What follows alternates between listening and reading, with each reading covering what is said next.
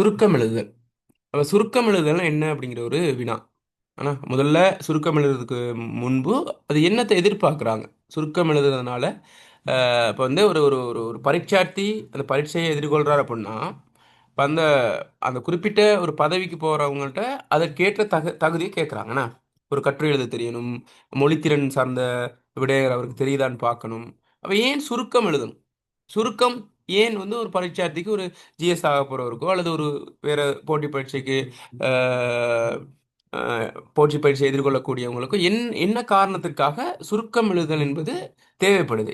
எதற்காக அந்த கேள்வி போடுறாங்கிறத நம்ம பார்க்கணும். சரி, அவசியம் இல்லாமல் போட மாட்டாங்களே. மொழித்திறனில் ஏன் சுருக்கம் போடணும், ஏன் கட்டுரை போடணும், ஏன் இலக்கணம் போடணும், ஏன் ஏனைய பொருள் மயக்கமோ அல்லது எனது வழுக்களை திருத்தி எழுதுல போடணுங்கிற ஒரு விளக்கம் ஒன்று நம்ம தெரிஞ்சுக்கணும். சரியா? அப்போ சொல்லுங்க பார்ப்போம், சுருக்கம் அப்படின்னா என்ன சொல்றது, எதற்காக தேவைப்பாடு இருக்கு? சொல்லலாம். இதெல்லாம் சுருக்கம் வினவப்படுறதுக்கான காரணம் என்ன ஒரு ஒரு போட்டி பரீட்சையில்?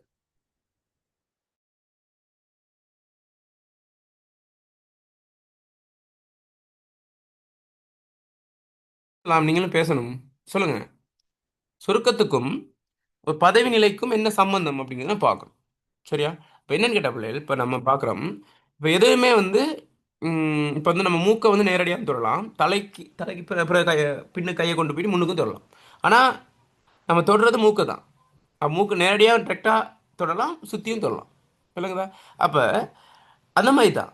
இப்போ நம்ம ஒரு சொல்ல வர்ற விஷயத்தை சுற்றி வளைச்சிக்கிட்டு இருந்தால் அது வந்து கேட்குறவங்களுக்கோ அல்லது அந்த நேரம் வீண் விரைய செய்கிற ஒரு நிலைமைக்கு போயிடும். கேட்குறவங்களுக்கு ஒரு அலுப்பாக இருக்குது, என்னடா அது நேரடியாக விஷயத்துக்கு வாங்குறத எல்லாருமே சொல்லுவாங்க. சரி, ஒருத்தங்க ஸ்பீச் பண்ணும்போது உங்களுக்கு தெரியுதுன்னு விஷயத்துக்கே வர மாட்டார், சம்மந்தம் இல்லாமல் காய்ச்சிக்கிட்டு இருப்பாரு. சரியா? விஷயத்துக்கு வர மாட்டார். எங்கேயாச்சும் விஷயம் இருக்கான்னு தேடணும்.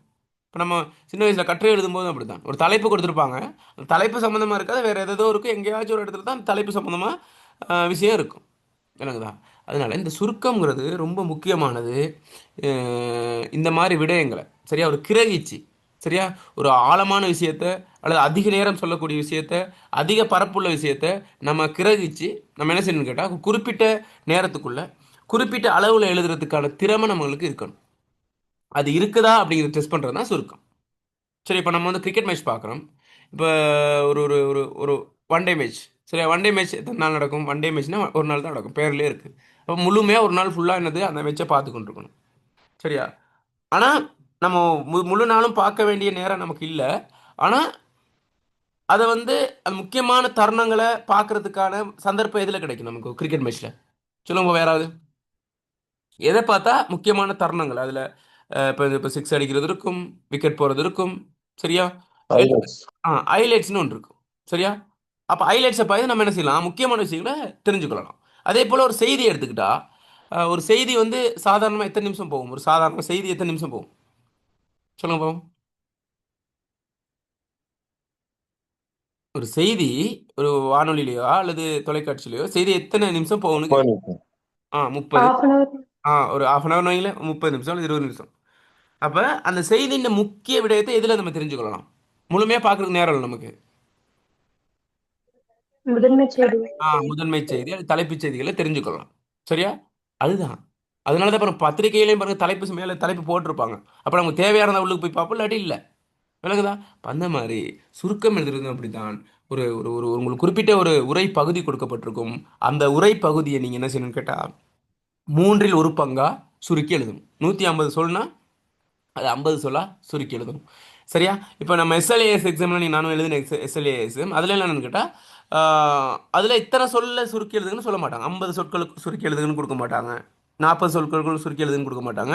மூன்றில் ஒரு பகுதியாக சுருக்க சொல்லி கேட்டிருப்பாங்க. இப்போ நம்ம என்ன செய்யணும், முதல்ல அந்த சொற்கள் எல்லாத்தையும் எண்ணணும். எண்ணி மூன்றாக பிரித்து அதுக்கு பிறகு தான் நம்ம அதை இத்தனைன்ட்டு தெரிய வரும். சரியா? அது ஒரு மிக பெரிய ஒரு போட்டி பரீட்சை தானே. அதனால் அப்படி உங்களுக்கு அப்படி இருக்காது பெரும்பாலும். என்னது, உங்களுக்கு எண்ணிக்கை கொடுத்துருக்கு, இந்த இத்தனை சொற்களுக்குள்ளே சுருக்கி எழுதுங்க அப்படின்னு. பெரும்பாலும் அந்த எண்ணிக்கை தான் அந்த மூன்றில் ஒரு பங்காக இருக்கும். சரியா? எனவே ஒரு உரைநடை பகுதி கொடுக்கப்பட்டிருக்கும். அதில் நம்ம என்ன செய்யணும் கேட்டால் அதை அந்த குறிப்பிட்ட நேரத்துக்குள்ளே கிரகிச்சு அதில் இருக்கக்கூடிய முக்கியமான விடயங்களை நம்ம என்ன செய்யணும் கேட்டால் சுருக்கமாக நம்ம மொழிநடையில் எழுதணும். அது ரொம்ப முக்கியம். நம்ம மொழிநடையில் எழுதணும். அந்த மொழிநடை குயிக்காக வந்துடாது. அதில் உள்ளதே எப்படி எழுதணுமோ அது சுருக்கம் இல்லை. சரியா? விளங்குதா? அதனால் நம்ம என்ன செய்யணும், அதை எப்படி எழுதுறது, என்னென்ன மாதிரி விஷயங்களை அனுசரிக்கிறது அப்படிங்கிறதுல நம்ம என்ன செய்ய போகிறோம் பார்க்க போகிறோம். சரியா? ஓகே. விளங்கிடுச்சா? சின்ன ஒரு அறிமுகம். இப்போ நேரடியாக நம்ம என்ன செய்ய போறோம்னா சுருக்கத்துக்குள்ளே போக போகிறோம். தயாரிங்க படிமா. சுருக்கம் படிப்பதற்கு தயாரா? ஆம் சார். ஓகே.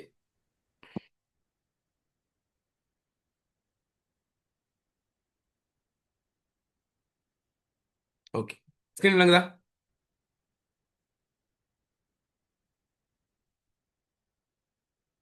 தெரியுது? விளங்குதா? ஆமா சார். ம். சுருக்கம். சரியா? பாருங்க.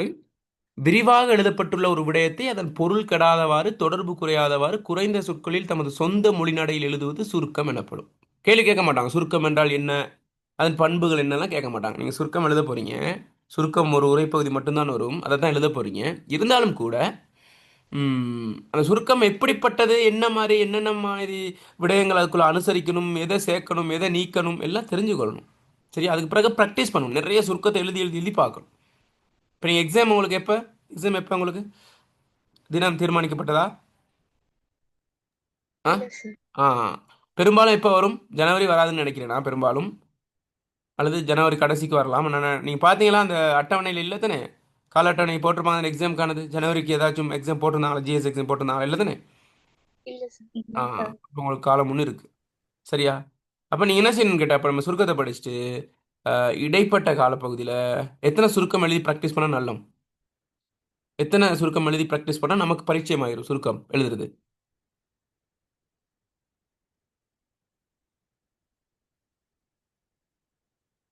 எத்தனை எழுதலாம்? அஞ்சு. ம் ஆ நீங்கள் எந்தளவு தூரம் ப்ராக்டிஸ் பண்ணுறீங்களோ அது எண்ணிக்கையில் 100 ஆளுங்க 1000 ஆளுங்க அது நமக்கு உங்களோட உங்களோட சுய புலமையை ஏற்படுத்தி. இப்போ ஒவ்வொருத்தன் கற்பூர மாதிரி விஷயத்தை டக்குன்னு பிடிச்சிக்குவீங்க. சில பேருக்கு வந்து கஷ்டம் அதை என்ன சொல்கிறது, அந்த விஷயத்தை இது பண்ணி அந்த அந்த அந்த இதுக்குள்ளே போகிறதுக்குள்ள அந்த சுருக்கம் வந்து சாதாரணமான விஷயம் இல்லை, அது கிரகித்தல் பயிற்சி ஒன்று. சரியா? அதுக்கு ப்ராக்டிஸ் பண்ணுறதுக்கு நீங்கள் உங்களுக்கு எந்தளவு தூரம் உங்களுக்கு அது முழுமையாக விளங்குதோ அந்தளவு தூரம் ப்ராக்டிஸ் பண்ணிக்கிட்டே இருக்கணும். சுருக்கத்தை கொடுத்து அதை நீங்கள் என்ன செய்யணும், எழுதி பார்க்கணும், ஒப்பிட்டு பார்க்கணும். அது டீச்சர்ஸ்ட்டை இது பண்ணி நானும் இப்போ நான் தொடர்ச்சியாக கிளாஸ் இருந்தாலும் நீங்கள் என்ன செய்யலாம், எழுதி என்ன கண்டுபிடிங்கன்னா நான் சொல்லுவேன் இதுதான் இதுதான் பிளான், நம்ம உங்களுக்கு கைட் பண்ணுறதுக்கு நான் காத்திருக்கேன். சரியா? ஓகே. அப்போ ப்ராக்டிஸில் தான் இருக்குது. அப்போ இதில் சுருக்கத்தில் வந்து சொந்த மொழி நடை ரொம்ப ரொம்ப முக்கியம். அதை தான் எதிர்பார்க்குறான். கூடுதலான புள்ளிகள் அதுதான். சரியா? சில பேர் என்ன செய்யறது, சுருக்கம் அப்படின்னா பொன்மொழியில் நீக்கிடணும், அடைகளை நீக்கிடணும். சரியா? சொன்னது சொன்னது சொன்னது மாதிரியே சொல்லுவாங்க, அதை நீக்கிடணும். சரியா? எடுத்துக்காட்டுகள் நீக்கிடணும் அப்படின்னு எல்லாத்தையும் நீக்கிட்டு மிகுதிப்பட்டது இருக்கு, வெட்டிட்டா மிகுதி இருக்கணும். நம்ம இங்கிலீஷ் எக்ஸாமில் முன்ன செய்வோம், இப்பயும் அப்படி தான் கொஞ்சம் பேர் செஞ்சுக்கிட்டு இருக்கோம்.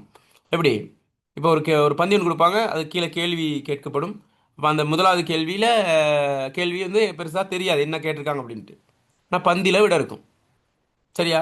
அப்போ நமக்கு அதை கிரகிக்க முடியாட்டி என்ன செய்வோம், என்ன செஞ்சுருக்கோம், நிறைய பேர் அதில் புலமையானவர்கள் இருப்பீங்க. அவங்கள சாதாரணமாக எங்களை மாதிரியான ஆட்கள் அந்த டைமில் 9ஓ 10ஓ ஓயிலோ படிக்கும்போது என்ன செய்வோம், கேள்விக்கு பதில் சரியாக எழுதிடுவோம்.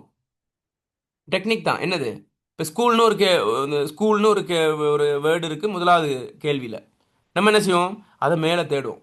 எங்கே, அதை பந்தி கொடுக்கப்பட்ட பந்தியில் தேடுறது. கண்டுபிடிச்சிடும் இந்த இடத்துல தான்டா ஸ்கூல் இருக்குது. அப்போ நம்ம என்ன செய்வோம், அப்போ ஒரு ஒரு ஒரு வசனம் என்ன செய்யணும்னு கேட்டால் ஆரம்பிக்கும், அதுக்குள்ளே முடிகிறப்ப ஒரு முற்றுப்புள்ளின்னு வைப்பாங்க. அதுக்கு பிறகு புதிய ஒரு தொடர் ஸ்டார்ட் ஆகும், சென்டென்ஸ் ஸ்டார்ட் ஆகும். இப்போ நம்ம என்ன செய்யுது, அப்போ எங்கே ஆரம்பிக்குது எங்கே முடியுது, ஸ்கூல் இடையில தான் இருக்கும். அப்போ என்னது, இடையில முற்றுப்புள்ளியோடு எழுதி விட்டுருது. பெரும்பாலும் அது சரியாகவும் இருக்கும். சரியா? விளங்குதா? அப்போ அந்த மாதிரி நம்ம வெட்டிட்டு எழுதுகிற கதையெல்லாம் இங்கே இல்லை. கிரகிக்கணும், கிரகிச்சு பொருளை உள்வாங்கணும், உள்வாங்கிட்டு அதை சொந்த மொழியினோட எழுதணும். சரியா? இப்போ நம்ம ஒன்று ஒன்றா பார்ப்போம், என்னென்ன பண்புகள் இருக்குன்னு நம்ம மெல்ல மெல்ல பார்த்துட்டு போவோம். சரியா? ஓகே. அப்போ பாருங்க, விரிவாக எழுதப்பட்டுள்ள ஒரு விடயத்தை அதன் பொருள் கெடாதவாறு, அது என்ன சொல்லியிருக்கோ அது கெடக்கூடாது, தொடர்பு குறையக்கூடாது. தொடர்பு குறையக்கூடாதுன்னு என்னது, அந்த ஒரு பந்திக்குள்ள ஒரு ஒரு கோர்வாக போய்கிட்டு விஷயம். சரியா? அது முன்னுக்கு பின் முரணாக இருக்கக்கூடாது, தொடர்பு ஒரே தான் இருக்கணும்.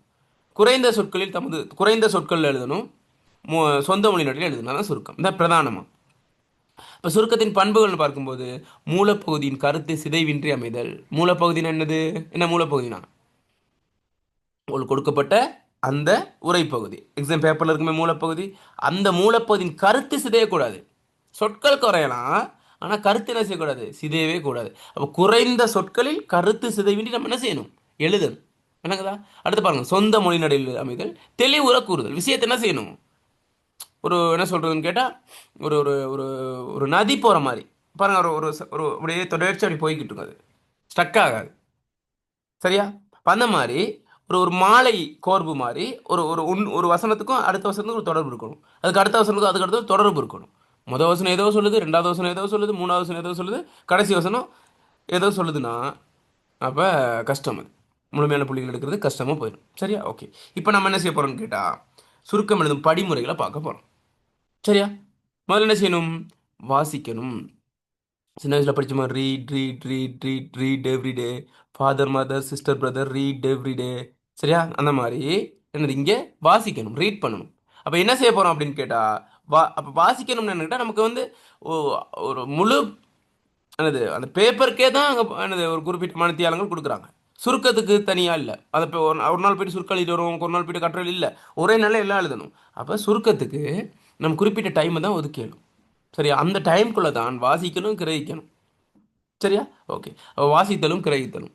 உரைப்பகுதியை பல முறையாவது வாசித்து கிரகித்து தலைமை கருத்தை தலையங்கமாக இட்டு சார்பு கருத்துக்களை உபத்தலையங்கமாக்கி குறிப்பு எழுத வேண்டும். என்ன செய்யணும் கேட்டா, சுருக்கத்தை நம்ம சொல்லுவாங்க, அறையில் ஆடினால் தான் அம்பலத்தில் ஆட முடியும்னு சொல்லுவாங்க தானே. சரி, அந்த மாதிரி நம்ம என்ன செய்யணும்? எக்ஸ்ட்ரா தாள் ஒன்று வாங்கணும். சரி, மேக்ஸிமம் ஒவ்வொரு எக்ஸாமில் கொடுக்க மாட்டாங்க எக்ஸ்ட்ரா தாள். இப்போ எனக்கு கிட்டத்தில் ஒரு எக்ஸாம் எழுதினேன், எல்எல்பி எக்ஸாம் செஞ்சேன். அதில் எக்ஸ்ட்ரா தாள் கொடுக்கவே இல்லை. நானும் உரிமை மீறல்னு சண்டையெல்லாம் போட்டேன். கொடுங்க, நீங்கள் கொடுக்கணும். இல்லை இல்லை, ரூல்ஸே இல்லை அப்படின்ட்டு. திரும்ப என்ன செஞ்சேன்னு கேட்டால், அங்கே உள்ள மேசையில் தான் என்ன செஞ்சேன், எழுதி பார்த்தேன். ஏன்னா அது எக்ஸ்ட்ரா எக்ஸ்ட்ரா வெளியில் வந்து, அதாவது அந்த மூளை ஆன்சர் சீட் இருக்குது தானே, அது இல்லாமல் நம்ம என்ன சொல்கிறது, இப்போ டிரெக்டாக அதில் எழுதுனோம்னா சிக்கலாயிடும். ஏன்னா அது வந்து ஒரு அது நிறைய ப்ராசஸ் இருக்குது, அதை நான் படிக்க போகிறோம். இப்போ எக்ஸ்ட்ரா தாள் ஒன்று வாங்கினா தான் பிள்ளைல அந்த ப்ராசஸில் என்னது நம்ம எழுதி எழுதி பார்த்து கடைசியாக அது முழுமையான சுருக்கத்தை எழுதணும். அப்போ நம்ம என்ன செய்யணும்னு கேட்டால், உரைப்பகுதியை பல முறையாவது வாசிக்கணும். முதல்ல வாசிக்கணும் பல முறையாவது. முதல்ல வாசிக்கையில் தட்டுப்பான், இந்த விஷயம் தான் சொல்ல வருதுன்ட்டு. சரியா? அப்போ ஒரே தடவையில் விளங்கிறவங்க பெரும்பாலும் குறைவாக தான் இருக்கும். திரும்ப ரெண்டாவது தடவை, அடுத்து அப்பயும் விளங்கலாம், மூணாவது தடவை வாசிச்சிடணும். நீங்கள் எத்தனை தடவை வாசிக்கணுன்ட்டு அது உங்களோட கிரகித்தல் தன்மையை பொறுத்து. உங்களுக்கு ஒரே தடவை வாசித்து விளங்கிட்டீங்கன்னா ஓகே. அப்போ அப்படி இல்லைன்னா ரெண்டாவது தடவை, அப்படி இல்லாட்டி மூணாவது தடவை, அப்படி இல்லைன்னா அஞ்சாவது தடவை ஆறாவதுன்னு போய்கிட்டே இருந்தீங்கன்னா அப்புறம் அங்கே இருக்க வேண்டியதான். சரியா? மேக்ஸிமம் என்ன செய்யணும், அது ப்ராக்டிஸ் இருந்தால் தான் நம்ம எழுதலாம். அது கிரகிக்கலாம். அப்போ நம்ம ஒரு அந்த சிந்தனைலாம் ஒரு முகம் படுத்தணும் அந்த இடத்துல. சரியா? அங்கங்கே யோசிக்கக்கூடாது முழுமையாக. அது வந்து ஒரு தியான நிலைக்கு போயிடணும். ஏன்னா கருத்து கருத்தும் கவனம் சிதைந்தால் இங்கே சுருக்கம் சிதைந்துடும். விளங்குதா? உரைப்பகுதியை பல முறையாவது வாசித்து கிரகித்து தலைமை கருத்தை தலைமை. இப்போ ஒரு எப்படி அது தலைமை கருத்தை தலையங்கமாக இருக்குதுன்னுட்டா, இப்போ நான் சொன்னது உங்களுக்கு ஒரு வசனமாக இருந்தால் ஒரு இடத்துல துவங்கும், ஒரு இடத்துல முடியும், முற்றுப்புள்ளி வைப்போம். அதுக்கு என்ன அர்த்தம்னு கேட்டால், அந்த இடத்துல ஒரு ஒரு ஒரு விஷயத்தை சொல்லி முடிக்கிறாங்கன்னு அர்த்தம். அப்போ அந்த அந்த விஷயத்தை நீங்கள் என்ன செய்யணும், என்னத்தை சொல்ல வராங்கன்ட்டு ஒரு சின்ன ஒரு குறிப்பு எழுதணும் சோட்டா. அதுக்கு பிறகு அடுத்து வாசிக்கணும், அதில் ஒரு குறிப்பு. அப்போ நம்ம குறிப்பு தான் முதல்ல எழுதி எடுத்து வைக்கணும். அப்போ இந்த ஆரம்ப இந்த 2 3 வரியில் இதை தான் சொல்கிறாங்க, அடுத்து இதை சொல்கிறாங்க, அடுத்து இதை சொல்கிறாங்க அப்படின்னு ஒரு குறிப்பு எழுதி வைக்கணும். சரியா? விளங்குதா? ஓகே. அடுத்து குறிப்பு எழுதின பிறகு கருத்துக்களை நிரல்பட கோர்த்தல். சரியா? இந்த கருத்துக்கள் நம்ம வந்து என்னது எழுதி வச்சிருப்போம் தானே, அதில் இவ்வாறு குறிப்புரிவில் அமைந்த கருத்துக்களை அவற்றின் தொடர்பு பற்றியும் காரண காரிய முறை பற்றியும் நிரல்பட கோர்த்தல். அப்போ நம்ம குறிப்பு எழுதி வச்சிருக்கோம், அந்த அந்த ஓர்டர்லேயே எழுதணும்னு அவசியம் இல்லை. சுருக்கத்தை எழுத போகிறோம் தானே, அங்கே குறிப்பெழுதி வச்சிருக்கோம், அந்த ஓர்டரில் அது இல்லை, அது கீழே போகலாம் மேலே வரலாம், அது பிரச்சனை இல்லை. ஒட்டு மொத்தமாக நம்ம, சரியா, அது எங்கே மேலே உள்ளதை கீழே கொண்டு போகலாம், கீழே உள்ளதை மேலே கொண்டு போகலாம், விஷயத்தை சொல்கிறேன். எப்படி போனாலும் பிரச்சனை இல்லை, ஆனால் அந்த அந்த அந்த கருத்து வந்து வந்துட்டா சரி. விளங்குதா? அது ரொம்ப முக்கியம். அப்போ என்ன செய்யணும், ஒரு வசனத்துக்கும் அடுத்த வசனத்துக்கு இடையில ஒரு தொடர்பு இருக்கணும், ஒரு காரண காரியம் இருக்கணும். இதுக்கு இந்த வசனத்தை இதில் போடுறேன், ரெண்டாவது வசனத்தை இதை போடுறேன், என்ன காரணத்தை இதை போடுறேன். அப்போ அப்படிங்கல இதை ஜாயின் பண்ணுறதுக்கு இணைப்பிடை சொற்களை எதை சேர்க்கறது, எப்படி இதை ஜாயின் பண்ணுறது. பெரும்பாலும் வசனத்தை என்னது சுலபமாக சுருக்கம் எழுதும்போது சின்ன சின்ன வசனமாக நம்ம போட்டு எழுதுறது நல்லமா, அல்லது நீட்டி ஒரு வசனத்தை நீட்டி எழுதுறது நல்லமா? எது சிறப்புன்னு சொல்லுங்க பார்ப்போம், ஒரு சுருக்கம் எழுதும்போது. யாராவது ஒரு ஆள்? சின்ன சின்ன சின்ன சரி. சின்ன வேற வேற யாரும் மாற்று கருத்துக்கள் இருக்கா? வசனத்தை நீட்டுறது சிறப்பா, சின்ன சின்னதாக எழுதுறது சிறப்பா சுருக்கம் எழுதும்போது? சின்ன சின்ன ஆசை, சிறகடிக்க ஆசை. சொல்லுங்க. வெண்ணிலவை தொட்டு முத்தமிட ஆசை. என்னை இந்த பூமி சுற்றி வர ஆசை. எப்படி? அப்ப சொல்லுங்க பார்ப்போம். சின்ன சின்னதா எழுதக்கூடாது பிள்ளைகள். சின்ன சின்னதா எழுதுன என்னன்னு கேட்டா உடைஞ்சு உடைஞ்சு உடைஞ்சு உடைஞ்சு வரும் விஷயம். சரியா? இன்னொன்று அப்படி ஒரு சின்ன சின்ன எழுதணும்னா நிறைய வரிகளை போட வேண்டி வரும். ஏன்னா கருத்தை வந்து கொஞ்சம் கொஞ்சமாக தானே எழுதுறோம். அப்போ சொற்கள் எண்ணிக்கை கூடும். மேக்ஸிமம் நம்ம என்ன செய்யணும் கேட்டா ஒரு ஒரு ஒரு வசனத்தை நீட்டணும். சில சில இணைப்பிழை சொற்களை போட்டு நீட்டணும். அதை நான் உங்களுக்கு ப்ராக்டிஸ் தாரேன். இப்போ நிறைய ப்ராக்டிஸ் பண்ண போகிறேன். இப்போ விலங்கு நான் நீட்டி தான் எழுதணும்.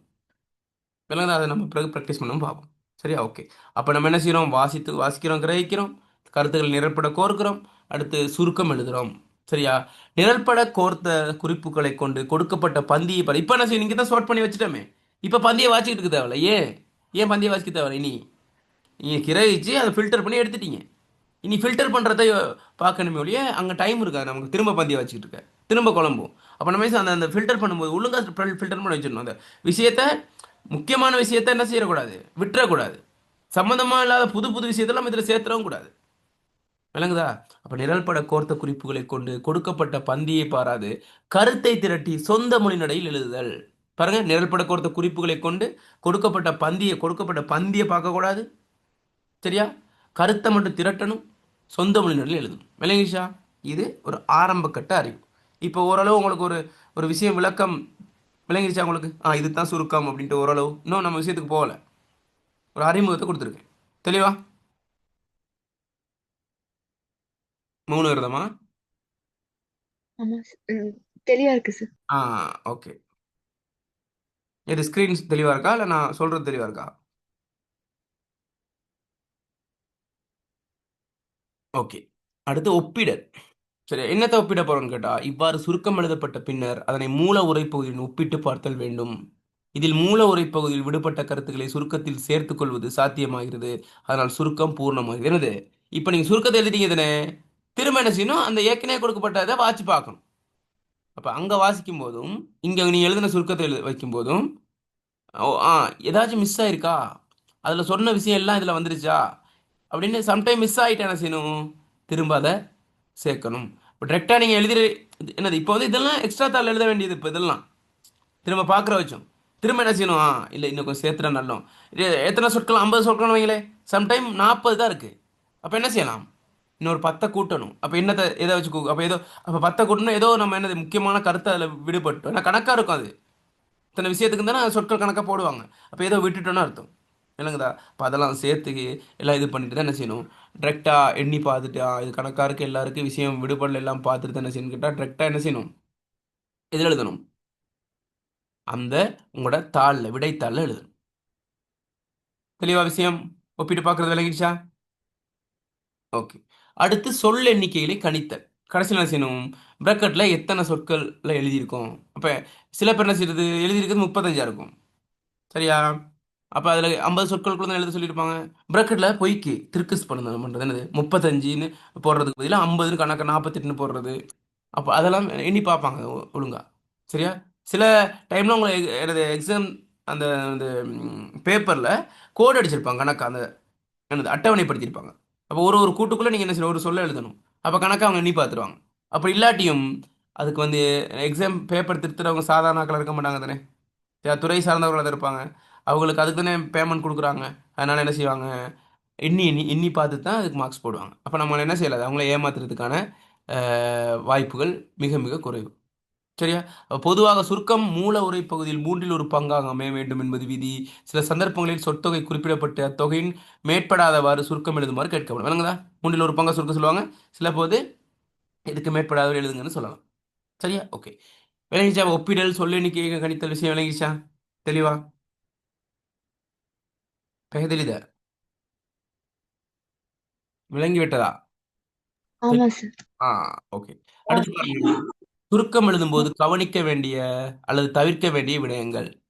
சரியா? சுருக்கம் எழுதுவதற்காக கொடுக்கப்பட்ட உரைப்பகுதியினை பலமுறை வாசித்து அதன் பிரதான கருத்தினை அல்லது ஒவ்வொரு தலையங்கங்களை குறித்து கொள்ளல் அவசியம். என்னவா? சுருக்கம் எழுதுவதற்காக கொடுக்கப்பட்ட உரைப்பகுதியினை பலமுறை வாசித்து இது வந்து திரும்ப ரிட்டர்ன் பார்க்கணும். சரியா? இன்னும் கொஞ்சம் ஷோர்ட்டாக பார்த்து முடிக்க போகிறோம். சுருக்கம் எழுதுவதற்காக கொடுக்கப்பட்ட உரைப்பகுதியினை பலமுறை வாசித்து அதன் பிரதான கருத்தினை அல்லது ஒவ்வொரு தலையங்களை குறித்து கொள்ளல் அவசியம். ஏற்கனவே பார்த்துட்டோம். சுருக்கத்தினை ஒரே பந்தில் இன்னொன்று முக்கியம், ஒரே பந்தில் எழுதிடணும். ஒரு மூச்சில் எழுதி முடிச்சிடணும். ஒரே பந்தில் எழுதி முடிச்சிடணும். அதை பந்தி பிரிச்சுக்கிட்டு இருக்கக்கூடாது. சரியா? ஏன்னு சொல்லுங்க. ஏன்னா உங்களுக்கு எத்தனை சொல்லுக்குள்ள வரும்? 50 சொல்லணும். அப்படி தானே வரப்போகுது. அப்போ அதை பந்தி பந்தியாக பிரிச்சுக்கிட்டு இருக்கணும். ஏன் பந்தி பிரிக்கணும்? நிறைய விஷயத்தை கட்டுக்கட்டாக சொல்கிறது தான் கட்டுரை. இது கட்டுரை எழுதுறது இல்லை, கட்டுக்கட்டாக சொல்ல வேண்டிய அவசியம் இல்லை. இது சுருக்கம் தானே. அப்போ ஒரே பதினம் முடிச்சிடணும். சுருக்கம் எழுதும்போது சுருக்கத்திற்கு கையாளப்படும் உரைநடை தெளிவாகவும் இலக்கண அமைதியுடையதாகவும் அமைய வேண்டும். அப்போ என்ன, அந்த மொழிநடை தெளிவாக இருக்கணும். உங்கள் மொழிநடை தான் எழுத போகிறீங்க. ஏவிட்ட மொழிநடை ரொம்ப கொச்சத்தனமாக தான் இருக்கும். சொந்த மொழிநடை இப்படி தான் தூசணம் எழுதி வைக்கலுமா? இயலாது. விளங்குதா? நீங்கள் என்ன செய்யணும்னு கேட்டால், உங்களோட மொழிநடை என்ன செய்யணும்னு கேட்டால், நல்ல ஒரு கட்டுக்கோப்பான ஒரு செந்தமிழில் தான் எழுதணும். அது ரொம்ப முக்கியம். சரியா? அதுக்குன்னு என்னது, சொற்கள், என்ன சொல்கிறது, பேச்சு தமிழ்லாம் சேர்த்து அதெல்லாம் இது பண்ணிடக்கூடாது அதை. சரியா? ரொம்ப கவனம். சுருக்கம் எழுதும்போது சுருக்கத்திற்கு கையாளப்படும் உரைநடை தெளிவாகும். இலக்கண அமைதி. இலக்கண அமைதி என்ன? என்ன இலக்கண அமைதினா? இலக்கண அமைதி உடையதாக அமைய வேண்டும். என்ன இலக்கண அமைதினா? கிராமர் சைலண்டா? Grammar silent. என்னது இலக்கண அமைதினா? சைலண்ட் கிராமரா? சொல்லுங்க, என்ன புரிதல் உங்களுக்கு இருக்கு இலக்கண அமைதினா? சார், உவமை, உருவகம் அந்த மாதிரி இந்த உதாரணங்கள் கொடுத்து வரும் இல்லையா, அதுகளை தவிர்த்துக்கணும். அந்த இல்ல. உம், இடைமொழி அந்த அந்த மாதிரி. ம். இலக்கண அமைதி உடையதாக இருக்கணும். இலக்கண அமைதி என்ன? What is meaning of the இலக்கண அமைதி? இலக்கண அமைதி என்ன பிள்ளைகள்? அந்த வழுக்கல் இருக்கு தானே. இப்ப உதாரணமாக, நான் வீட்டுக்கு ஓடி வந்தால். சரியா? அது வந்தால் முடிக்கிறது பயனிலை. சரியா? இல்ல சார். என்ன இல்ல, முடியணும்? வந்தேன். வந்தேன்னு தான் முடியணும். விளங்குதா? அப்ப அந்த அந்த எழுவாய்க்கு ஏற்ற மாதிரி பயனிலை முடியணும். சரியா? காலம். சரியா? திணை, பால், எண், இடம் நான் பார்த்துக்கணும். அந்த மாதிரி வழுக்கல் இருக்காம என்ன செய்யணும்? இலக்கண அமைதியா இருக்கணும். இலக்கண பிழைகள்லாம் செய்யக்கூடாது, விடக்கூடாது. அப்ப இலக்கணமும் எவ்வளவு முக்கியம் விளங்குதா? இலக்கணம் இலக்கண கேள்விக்கு மட்டும் இல்ல, எதுக்கும் கேள்வி, சுருக்கத்துக்கும் வேணும், கட்டுரைக்கு வேணும், எல்லாத்துக்கும் இலக்கணம் ரொம்ப முக்கியம். சரியா? இலக்கணம் எங்களுக்கு வேணாம் அப்படின்னு தலக்கணமா இருந்தீங்கன்னா அப்புறம் கஷ்டமா போயிடும். சரியா? ஓகே. சுருக்கத்தை வாசிக்கும் போது மூல உரைநடையின் பிரதான விடயங்கள் அனைத்தையும் அறிந்து கொள்ளக்கூடியதாக இருக்க வேண்டும். அதான் இப்ப ஒருத்தர் எடுத்து சுருக்கத்தை வாசிக்கிறாரு, ஐ மீன் மூல உரைப்பகுதியை வாசிக்கிறாரு, நீங்க எழுதின சுருக்கத்தை வாசிக்கிறீங்க. ரெண்டும் ஒன்று மாதிரி தான் இருக்கு. அதுல கொஞ்சம் கூட சொற்கள் இருக்கு, இதுல குறைஞ்சிருக்கு. அவ்வளவுதான் வித்தியாசம். மற்றபடி அதுல உள்ள என்னது விஷயம் எல்லாம் இதுல வந்துருச்சு அப்படிங்கிற ஒரு ஒரு ஒரு ஒரு ஒரு பிம்பத்தை நம்ம என்னது கட்டமைக்கணும். அந்த அளவுக்கு நீங்க என்ன செய்யணும்? சுருக்கத்தை அந்த அளவு பெர்ஃபெக்டா எழுதணும். சரியா? தெளிவா அந்த விஷயங்கள் விளங்கிச்சா?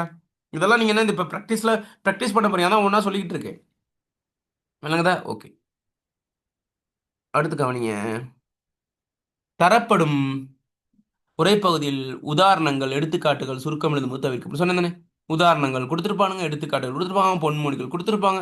இதெல்லாம் அலங்காரங்கள். அலங்காரம்னு என்ன? வாட் இஸ் மீனிங் அலங்காரம்? அலங்காரம்னு என்ன? இப்போ நம்ம ஒரு பொண்ணு பார்க்க போறோம். சரியா?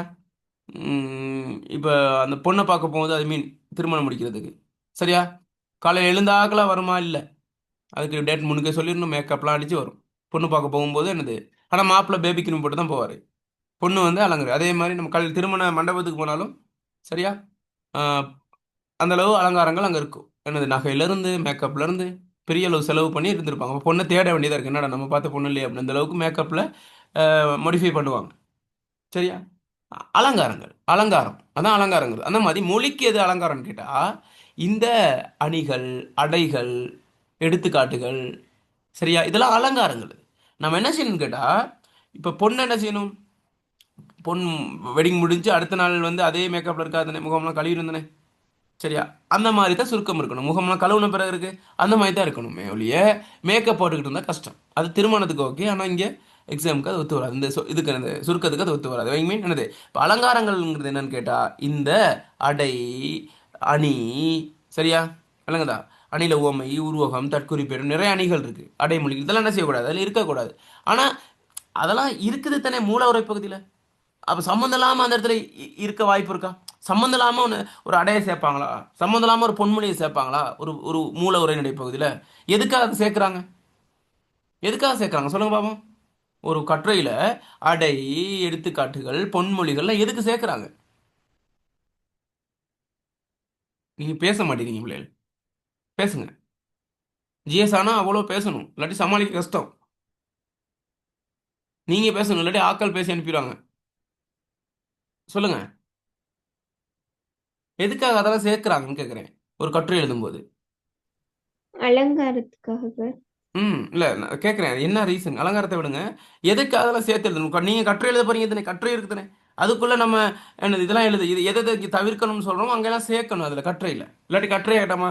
ஸோ இதுல வந்து எந்த அளவுக்கு குறைக்கணுமோ அந்த அளவுக்கு மார்க்ஸ். கட்டுரையில எந்த அளவுக்கு நம்ம கூட எழுதணுமோ அந்த அளவுக்கு மார்க்ஸ். ஏன்னு கேட்குறேன். கட்டில விரிச்சு சார் எழுதணும். வாசிக்கிறவங்களுக்கு அந்த ஆ வாசிக்கிறவங்களுக்கு என்ன செய்யணும்? ஒரு கவர்ச்சியை உண்டு பண்ணணும். சரியா? ஒரு விஷயத்தை நம்ம விரிச்சு அதை கட்டுரைன்னா கட்டுக்கட்டாக நம்ம உரைக்கணும், சொல்லணும், விஷயத்தை எழுதணும். அப்போ நம்ம என்ன செய்யணும்? அதில் வந்து அதுக்கு பொருத்தமான நன்றைக்கு வித்தாகும் நல்லொழுக்கும் தீயொழுக்கும் என்றும் விடுமை தரும். சரியா? சொல்லுக சொல்லை பிரிதிரு சொல் அச்சொல்லை வெல்லும். அப்போ அந்த மாதிரி திருக்குறள்லாம் பாருங்க, பெரும்பாலும் திருக்குறள் நம்ம என்ன செய்வோம்? ஒரு கட்டுரையில் எழுதுவோம். சரியா? யாராவது சொன்ன ஒரு ஒரு வாசகத்தை எழுதுவோம். நடக்க பாதை பாதை இல்லை என்று கவலைப்படாதே, நட, அதுதான் பாதை அப்படின்னு சேகுவரா சொல்லியிருக்காருன்னு எழுதுவோம். விளங்குதா? அப்ப அந்த மாதிரி அந்த தலைப்புக்கு ஏற்ற மாதிரி அந்த தலைப்பை விவரிக்கிறதுக்காக சில சில இடையில நம்ம அலங்காரங்களை போட்டு போட்டு எழுதுவோம். சரியா? அன்னைக்கு சுருக்கம்ங்கும் போது அலங்காரங்களை என்னது அவிழ்த்து விட வேண்டும். சரி, அலங்காரம் இருக்கும்போது அங்க என்னது அந்த என்னது சுருக்கமா விஷயத்தை சொல்ல இயலாது. ஆனால் அந்த அந்த பொன்மொழியோ அல்லது உவமையணியோ ஏதோ ஒண்ணுக்காக தானே போட்டிருக்கோங்க. ஏதோ ஒரு விளக்கத்தை கொடுக்கறதுக்காக தானே. அப்ப அது அந்த எதுக்காக அதை அதை போட்டிருக்கோம் அந்த கருத்தை ஃபில்டர் பண்ணும். விளங்குதா? அதுல இப்ப இப்படி வைங்களேன். ம், ம். காலத்தினால் செய்த உதவி சிறிதெனினும் ஞானத்தினால் மானப்பெரிது அப்படின்னு ஒரு திருக்குறள் இருக்கு. சரியா? அப்ப நம்ம என்ன அது செய்யணும் வந்து கேட்டா, சார் சொல்ல வந்தது மெருகூட்டி சொல்றது. ஆ இப்போ ஒருத்தர் வந்து உங்களுக்கு நிவாரணம் கொடுக்குறாரு, அவருக்கு நன்றி சொல்லணும். அப்ப என்ன செய்வாங்க? இந்த இந்த திருக்குறளை சொல்லி நம்ம என்னது இந்த வகையில் காலத்தினால் செய்த உதவி சிறிதெனினும் ஞானத்தினால் மானப்பெரிது என்று சொல்லுவார்கள். அந்த வகையில் இங்கு நிவாரணப் பொருட்களை வழங்கி வைத்த உங்களுக்கு மிகவும் நன்றி அப்படிங்கிறோம். அப்ப ஏன் அதை சொல்லணும்னா அது கொஞ்சம் அந்த இடத்துல கவர்ச்சி. ஆனா சுருக்கமா சொன்னா எப்படி சொல்லணும்? சுருக்கமா சொல்லுங்க அப்படின்னா எப்படி இந்த இடத்துல நிவாரணப் பொருட்கள் வழங்குவங்க என்ன செய்வோம்? எப்படி நன்றி. நன்றி. ஆ நிவாரணப் பொருட்களை வழங்கியமைக்கு நன்றி, மூணே சொல்ல முடிஞ்சு. விளங்குதா? இப்போ அதான் ஏன்னு கேட்டா, இப்போ பாருங்க அந்த திருக்குறளை சொல்லி சொன்னாலும் அதைத்தான் சொல்ல போறோம், சொல்லாம சொன்னாலும் நன்றி தான் சொல்ல போறோம். சொல்றது நன்றி. விளங்குதா?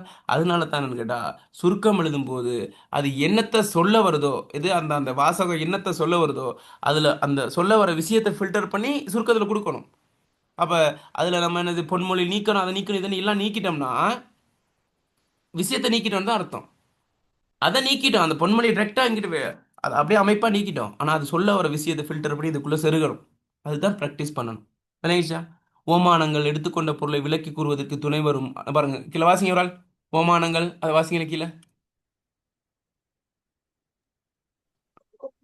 இந்த ஓமானங்கள் எடுத்துக்கொண்ட பொருளை விளக்கி கூறுவதற்கு துணைவரும் அலங்கார வகைகளில் ஒன்று.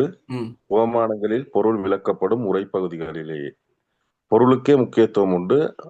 அதனால் சுருக்கத்தில் தவிர்க்கப்பட வேண்டும். Very good. ஓமானங்கள் எடுத்துக்கொண்ட பொருளை விளக்கி கூறுவதற்கு துணை வரும் அலங்கார வகையில் ஒன்றாகும். ஓமானங்களால் பொருள் விளக்கப்படும் உரைப்பகுதியிலே ஓமானங்களால் பொருள் விளக்கப்படும் உரைப்பகுதிகளிலே பொருளுக்கே முக்கியத்துவம் உண்டு. அதனால் சுருக்கத்தில் தவிர்க்கப்பட வேண்டும். விளங்கிச்சா? ஓமானம் ஓமேயம் பொதுத்தன்மைன்னு ஒரு ஓமையில் பார்க்குறோம் தானே. இப்போ எதுக்கு நம்ம அதை சொல்றோம்? அது ஒரு அலங்காரம் தான். சரியா? ஒரு விஷயத்தை சொல்றதுக்காக அதை சொல்றோம். அது ஒரு பொருளை விளங்கப்படுத்துறதுக்காக, நல்லா இன்னும் ஆழமாக விளங்கப்படுத்துறதுக்காக சொல்கிறோம். ஆனால் நமக்கு என்னது அது அந்தளவு ஆழமாக நமக்கு தேவையில்லை. என்னத்தை சொல்ல வரீங்கன்னு சொல்லுங்க, அதை சொல்லுங்க போதும். நீங்கள் விளக்கமெல்லாம் படுத்த தேவையில்லைன்னு நம்ம சுருக்கத்தில் எதிர்பார்க்குறோம். விளங்குதா? எனவே அதை தவிர்க்கணும். குறிப்பு பொருள் என கொல்லப்படுவதனால் சுருக்கத்திற்கு குறிப்பு பொருளை கண்டறிந்து கூறுதல் வேண்டும். குறிப்பு பொருள்னா என்னத்தை சொல்ல வரோமோ அதை தான் சொல்ல போகிறோம். விளங்குதா? நீங்கள் இந்த இந்த இருக்கு சங்க இல்லை ஆர்ட்ஸ் படிக்கிறவங்க இருக்கீங்களா? ஆர்ட்ஸ் படித்தவங்க, தமிழ் செஞ்சவங்க இருக்கீங்களா? ஆமாம் சார். ஆ ஓகே. அதில் இந்த உள்ளுறை ஓமம்னு ஒரு விஷயம் ஒன்று இருக்கு, ஞாபகம் இருக்கா உங்களுக்கு? உள்ளுறை ஓமம் சங்க காலம் படிக்கும்போது உள்ளுறை ஓமம் படிச்சிருப்பீங்க. உள்ளுறை ஓமம்னு ஒன்று இருக்கு. சரி, அது ம். என்னன்னு கேட்டால், புலவர் வந்து ஒரு விஷயத்தை சொல்றதுக்கு முற்படும் போது அது வந்து அந்த காதல் சார்ந்த விஷயம், காமம் சார்ந்த விஷயத்த நேரடியாக சொல்றது அனீசியா இருக்கும். சொல்றதுக்கு வந்து என்னது ஒரு சிக்கலா இருக்கும். அதாவது அது வந்து நாகரிகமாக சொல்றது சிக்கல் அப்படிங்கிறனால அந்த காதல் சார்ந்த விஷயங்களை மறைமுகமா ஒரு சம்பவத்தை மட்டும் சொல்லுவாரு. அது என்னத்தை சொல்ல வராங்கிறத நம்ம ஊகித்து உணரணும். இப்படி வைங்களேன். இப்போ ஒருத்தருக்கு வந்து திருமணம் முடிக்க விருப்பம். சரியா? விளங்குதா? ஒருத்தருக்கு வயசு 35 வயசு, இப்போ திருமணம் முடிக்கணுங்கிற விருப்பம் வந்துச்சு. இப்போ டிரெக்டாக அம்மாட்ட போய் சொல்லலாது, எனக்கு வயசாயிடுச்சு, திருமணம் முடிச்சு கொடுங்க அப்படின்னு சொல்லலாது. அப்போ அம்மாட்ட என்ன கதைக்கிறார் இருந்தது, என்னம்மா அந்த எவ்வளோ காலம் தான் நம்ம நீங்களே கஷ்டப்படுவீங்க வீட்டில், சரி உங்களுக்கு ஒரு ஹெல்ப் வேணாமா, அதாவது நம்ம வீட்டுக்கு வந்து விளக்கத்துக்கு யாராச்சும் வேணாமா அப்படிங்கும்போது அவங்க புரிஞ்சுக்கொள்ளணும் என்னத்தை சொல்ல வரான் அப்படி. அந்த மாதிரி தான் உள்ளுரைங்கிறது அதுதான். சொல்ல வந்த கருத்தை வந்து நேரடியாக சொல்லாம மறைமுக கருத்துக்களை சொல்லி அதை அவங்க உய்த்துட்டு வர்றது. அந்த மாதிரி தான் ஒரு உள்நோக்கம் இருக்கு. ஒரு ஒரு குரங்கு இருக்கு. அந்த குரங்கு என்ன செய்யுதுன்னு கேட்டால் வளமையாக வந்து மரத்துல ஏறி ஏறி தாவி போகுமா. சரியா? இப்போ அந்த டைம்ல அண்டைக்குன்னு பார்த்து என்ன செய்யுதுன்னு கேட்டால் அங்கே அந்த அந்த மரத்தில் ஏறும்போது அந்த அந்த பலா வாழை போன்ற அந்த கனிகள்லேருந்து வரக்கூடிய சாறு விரவி வருது அந்த அந்த இடத்துல. சரி, அந்த மரம் அந்த செழித்து வளர்ந்த அந்த மரங்களுக்கு இடையில அதை பருகிருச்சான். பருகி அன்றைக்கு என்ன செய்ய வளமையா சந்தன மரத்தில் ஏறுமா, அன்றைக்கு என்ன சந்தன மரத்தில் ஏறாம அங்கேயே படுத்து தூங்கிருச்சான். சரியா? ஏறல அதுக்கு. அவ்வளவுதான் விஷயம். சரியா? இப்ப புலவரை வந்து சொல்ல வர விஷயம் அது இல்ல, சம்பவத்தை மட்டும் தான் சொன்னார். அதுல இருந்து என்ன நம்ம ஊகித்துறை உணரலாம் சொல்லுங்க பாப்போம். இது தலைவனுக்கும் தலைவிக்கும் இடையிலான ஒரு விஷயத்த அதில் சொல்லணும். ஆனா குரங்க வச்சு விஷயத்த சம்பவத்தை சொல்றாங்க அந்த கருப்பொருட்களின் ஊடாக. என்ன அர்த்தம் நினைக்கிறீங்க நீங்க? அதை நம்ம ஊகித்து உணரணும். என்ன என்னன்னு கேட்டா, தலைவன் என்ன செய்யறாருன்னு கேட்டா, தலைவியை திருமணம் முடிக்காம களவொழுக்கத்திலே வச்சுட்டு இருக்காரு. திருமணம் முடிக்காம களவொழுக்கத்திலே, யாருக்கும் தெரியாம களவொழுக்கத்தில் இருக்காரு. சரியா? அது என்னன்னு கேட்டா, அது வந்து குறை குறையானது, நீ திருமணம் முடிக்கிறது தான் சரி அப்படிங்கிறத சொல்றது தான் இதுல. அது எப்படி வளமையா வந்து அப்ப வளமையா வந்து சந்தன மரத்தில் ஏறுறது வந்து ஒரு அறம் சார்ந்த விஷயம். சரியா? குரங்கொட்டு வேலை வந்து சந்தன மரத்தில் ஏறி தாவி தாவி போறது. சரி, இது என்ன செய்யுது, கலாவா என்ன செய்யுதுன்னு கேட்டா, அந்த பழச்சாரை குடிச்சுப்புட்டு சந்தன மரத்தில் ஏறாம இருக்கு. எனவே அவர் அறநெறியிலிருந்து தவறு என்ன செய்யறான்னு கேட்டா, பரத்தையர் இந்த களவொழுக்கத்திலே இருக்காரு. எனவே நீ களவொழுக்கத்துல இருந்து என்ன செய்யணும்னு கேட்டா கற்பொழுக்கத்துக்கு வா அப்படிங்கிறத புலவர் சொல்ற. விளங்கிச்சா? அதுதான் நம்ம நேரடியாக சொல்லலாம் தானே. நேரடியாக சொல்றது என்ன செய்யணும், ஆ தலைவி வந்து எனது தோழி சொல்ற தலைவிகிட்ட நீ வந்து களவொழுக்கத்திலே இருக்க, டேரக்டாக நீ உன்னை திருமணம் முடிச்சுக்கோ, அவ்வளோதான் விஷயம். விளங்குதா? இந்த மாதிரி விஷயங்கள்லாம் இருக்கு. விளங்குதா? அது கருத்து வந்து இதில் வந்துருச்சு தானே. அப்போ இவ்வளோ சுற்றி வளைக்க வேண்டிய அவசியம் இல்லை. இப்போ அந்த மாதிரி குறிப்பு பொருளே பொருள் என கொல்லப்படுவதனால சுருக்கத்திற்கு குறிப்பு பொருளை கண்டறிந்து கூறுதல். குறிப்பு பொருளை தான் சொல்லணுமே ஒழிய அதில் உள்ள எதுக்காக அதை சொல்கிறாங்க குரங்கு விஷயம்லாம் அதில் சொல்லக்கூடாது. விளங்குதா? என்ன சொல்கிறேன்னு, நான் எதுக்கு சொல்கிறேன்னு விளங்குதா உங்களுக்கு? இது ஏஎல் சப்ஜெக்ட் இல்லை, நான் சொல்கிறேன் என்னதுக்குன்னு விளங்குதா? ஒரு உவமை இருக்கும், உருவகம் இருக்கும், தற்குறிப்பேற்றம் அணி இருக்கும், எல்லாமே இருக்கும். ஆனால் அது சொல்ல வந்த கருத்து அதுக்குள்ளே இருக்கும். அந்த கருத்தை தான் நம்ம ஃபில்டர் பண்ணுவோம் ஒழிய அந்த ம், அந்த அந்த அணியை அப்படியே அதில் போடக்கூடாதுன்னு சொல்லுவார். தெளிவா? தெளிவா உங்களுக்கு? சார். ஆ ஆ சரி. ஓகே. அடுத்து பாருங்க, சுருக்கும் போது கூறியது கூறும் பகுதியில் நீக்கிவிட வேண்டும். ஏன்னா கூறியது கூறியது கூறல் குற்றம். சொன்ன கருத்தை மாத்தி பேசுங்க. ஏற்கனவே ஒரு முதல் பந்தியில சொல்லியிருக்கோம். அதே விஷயம் திரும்ப உங்களுக்கு உரைநடை பகுதி அப்படி தான் கொடுக்கப்படும். சில சொன்னதை திரும்ப சொல்லிட்டு இருப்பாங்க. முதல் பந்தியில் உள்ளதை கடைசி பந்தியை வச்சு சொல்லிடுவாங்க. நம்ம என்ன செய்யணும், ரெண்டையும் பார்த்து ரெண்டையும் வாசிக்கணும். ஆனால் ஒன்றாத கிரகிக்கணும். ஒரு தடவை தான் இங்க எழுதணும். விளங்குதா? விளங்குதா? அப்போ சொன்னது என்ன செய்யுது, சொன்னதே திரும்ப சொல்லக்கூடாது. மேனேஜா இப்போ ஒவ்வொருத்தங்க பாருங்க, அந்த ஸ்பீச் பண்ணும்போது கதைக்கும் போது அஹ், தடுமாறுவாங்க வந்து. இப்போ வந்து நிறைய பேர் வந்து அப்படி கேள்விப்பட்டீங்களா, கதைக்கும் போது பொதுவாக வந்து முன்னுக்கு வந்து கதைக்க சொல்றதுக்கு வந்து வந்து வந்துன்னு கதை வரும் தெரியுமா? பெரும்பாலும் அவங்க நிறைய பேருக்கு அந்த ஆரம்பத்தில் கதைக்கும் போது அது வரும் இப்படி வந்து அப்படி. அந்த மாதிரி சொன்னதே ஒரே சொல் திரும்ப ரிப்பீட் ஆகிட்டு இருக்குதுனே. அந்த மாதிரி தான் இது மேலே உள்ள கருத்து திரும்ப வரும்போது என்ன செய்யக்கூடாது, அந்த கருத்தை மேலே தான் அதை எடுத்துட்டோமே, ரெண்டும் ஒரே கருத்துங்கிறத நம்ம என்ன செய்யணும், கிரகிச்சு கொள்ளணும். சரியா? தெளிவா? ஆமா சார். ம். ஆம் சார். ஓகே, அடுத்து பாருங்க. Wait.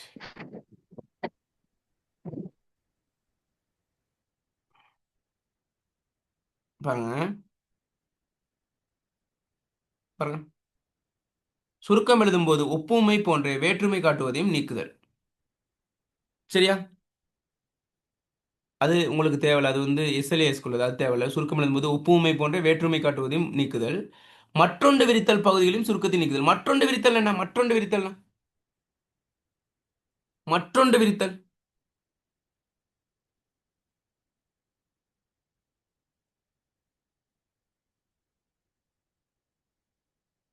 மேல உள்ளதை சொல்லிடுவாங்க, சுருக்கமா சொல்லிடுவா. சுருக்கம் எழுதும்போது ஒப்புமை போன்ற அதை சொல்லிடுவா என்னன்ட்டு. பெரும்பாலும் உங்களுக்கு இதுல வராது. நான் சொல்றேன் இப்ப ஓ, சுருக்கம் எழுதும்போது ஒப்புமைனா ஒப்பிட்டு பார்க்கறோம் தானே ஒரு விஷயத்த. இப்ப நிலா போன்ற முகம் அப்படிங்கிறோம். சரியா? அது வந்து என்னது, ஒரே மாதிரி இருக்கிறதுனால இருக்குது. சரியா? வேற்றுமை காட்டுறதுனா இது இப்படி இருக்கு அது அப்படி இருக்குன்ட்டு வேறுபடுத்தி காட்டுறது. விளங்குதா? அப்படி அந்த மாதிரி விஷயங்களை என்ன செய்யக்கூடாதுன்னு கேட்டா இதுல நீக்கிறணும். சரியா? மற்றொன்று விரித்தல் பகுதியில் சுருக்கத்தை நீக்குதல்னா சொல்ல வர விஷயத்தை சொல்லிக்கிட்டு இருக்கும்போது இப்போ நான் அதில் என்ன சொல்கிறது, இப்போ சுருக்கத்தில் ஒரு விஷயம் இருக்குது, அதைத்தான் நம்ம எழுதிக்கிட்டு இருக்கோம். இப்போ நீங்கள் உங்களுக்கு ஏதோ இதில் புதிய ஒரு கருத்து சேர்த்தா நல்லா இருக்குமோ அப்படின்னு நீங்கள் புது விஷயம்னு இதுல மற்றொன்று விரிக்கக்கூடாது, வேற விஷயத்தை பற்றி காய்ச்சிட்டு இருக்கக்கூடாது. சுருக்கத்தோடு சம்மந்தப்பட்டதான் இது செய்யணும். சரியா? சுருக்கி எழுதும்போது தனது சொந்த கருத்துக்களை எழுதுந்தா அதுதான் அது. சொந்த கருத்துக்கள் எழுதக்கூடாது. உங்கள் சொந்த கருத்து சோக கருத்துலாம் உங்களுக்கு டைரி இருக்கும் வீட்டில், அதில் எழுதுங்க. வீட்டில் வந்து என்ன கூடாது, எதில் எழுதக்கூடாது, அங்கே எக்ஸாம் பேப்பரில் எழுதக்கூடாது. தெளிவா? ஓகே. அடுத்து உங்களுக்கு பேப்பர் எக்ஸாம் பேப்பர் திருத்த போகிறாங்க தானே, அது என்னென்னதை அவதானிப்பாங்கன்னு கேட்டால் உள்ளடக்கம் இருக்கான்னு பார்ப்பாங்க. தரப்பட்ட பதில் பிரதான கருத்துக்கள் முன்வைக்கப்பட்டிருக்கா. சரியா? இப்போ தரப்பட்ட பதில் பிரதான கருத்துக்கள் என்ன செய்யுது, சரி, பிரதான கருத்துக்கள் முன்வைக்கப்பட்டிருத்தல் அவசியமாகும். புள்ளி வழங்கும் போது உரிய பந்தியில் விடயங்களை நன்றாக விளங்கி கொண்டிருத்தல், அடிப்படை கருத்துக்கள் நீக்கப்படாமல் அவசியமற்ற விடயங்களை சேர்த்துக் கொள்ளாமை, கூறியது கூறல் இல்லாமை என்பன அவதானிக்கப்படும். இல்லைங்க, இதெல்லாம் அவதானிச்சு தான் மார்க்ஸ் போடுவாங்க. சரியா? அமைப்பும் கருத்தின் வெளிப்பாடும் ஒரு பந்தியாக சுருக்கம் எழுதப்பட்டிருத்தல் வேண்டும். சுருக்கம் மாக்கும்போது பந்தி பிரித்தல் பொருத்தமற்றது. சுருக்கத்தில் எதிர்பார்க்கப்படும் சொற்களின் எண்ணிக்கை குறைந்தோ அல்லது கூடியிருப்பின் சிறிது குறைந்த புள்ளிகள் பெறும். அந்த சொற்கள் எண்ணிக்கை கணக்காக இருக்கணும். இப்போ 50 சொல்னா கணக்கா 50 வருமா? கணக்கா அக்யூரேட்டாக வராது. ஒரு 2 சொல் குறையலாம் அல்லது ஒரு 2 சொல் கூடலாம். 5 6 3 ஓரளவு 3 குறையலாம் 3 அப்படி வைங்களே, அது சொல்லல, அதை அட்ஜஸ்ட் பண்ணணும் நம்ம. ஆனால் ஓவரா 5 6 7 அப்படின்னு குறைஞ்சியும் கூடாது கூடவும் கூடாது. தெளிவா? ஓகே. அடுத்து எழுத்து நுட்பம். எழுத்து பிழை, இலக்கண பிழை, நிறுத்தற்குறிகள், தெளிவான கையெழுத்து ஆகியவற்றை கவனிக்கப்பட வேண்டும். இதெல்லாம் அதில் போய் எழுத்து பிழை விட்டுக்கூடாது. சின்ன பிள்ளை மாதிரி இலக்கண பிள்ளை விடக்கூடாது. நிறுத்தற்குறிகள் அனுசரித்து நம்ம போடணும். கமானா கமா, மேற்கோள்னா மேற்கோள். மேற்கோள் இதில் வரவே வராதுண்ணா, ஏன்னா மேற்கோள் தான் கொடுக்கவே கூடாது. தெளிவான கையெழுத்து இருக்கணும். அது தெளிவான கையெழுத்து, காணானா காணான்னு விளங்கணும். அழகா இருக்கணும் அவசியம் இல்லை, கையெழுத்து அழகா இருக்கணும் அவசியம் இல்லை. காணானா காணாவா அல்லது சாணாவான்னு கன்ஃபியூஸ் ஆகாமல் இருக்கணும். சரியா? ஓகே, இவ்வளவுதான் சுருக்கம். சுருக்கத்தை சுருக்கமாக சொல்லி கொடுத்துட்டேன். இதில் ஏதாவது உங்களுக்கு சந்தேகம் இருந்தால் கேட்கலாம். இப்போ நம்ம நேரடி என்ன செய்ய போகிறோம்டா, சுருக்கம் எழுத போகிறோம். சரியா? நீங்கள் தான் இப்போ எழுத போகிறீங்க. இப்போ நான் சுருக்கத்தை டிஸ்ப்ளே பண்ணுவேன், குரூப்லேயும் நான் போட்டு விடுவேன் நான். சரியா? நீங்கள் உங்களுக்கு ஒரு ஒரு டைம் ஒன்று தருவேன், நீங்கள் அதுக்குள்ளே என்ன செய்யணும் கேட்டால் சுருக்கத்தை எழுதி பார்க்கணும். இப்போ இந்த இதெல்லாம் அனுசரிக்கணும். அனுசரித்து நீங்கள் என்ன செய்யணும், சுருக்கத்தை எழுதணும். அதுக்கு பிறகு நம்ம டிஸ்கஸ் பண்ணுவோம், அதோட நான் கிளாஸை முடிப்போம். சரியா? ஓகே. இப்போ சுருக்கம் தொடர்பாக நான் சொன்ன விஷயங்கள் உங்களுக்கு ஆழமா விளங்கிடுச்சா? சொல்லுங்க பாப்போம். தெளிவாயிருச்சா? ஓஹோ. ஓம் சார். ஓகே. இப்போ நீங்கள் ப்ராக்டிஸ் பண்ணுறதுக்கு ரெடி ஆகிட்டீங்களா? சார். ம்.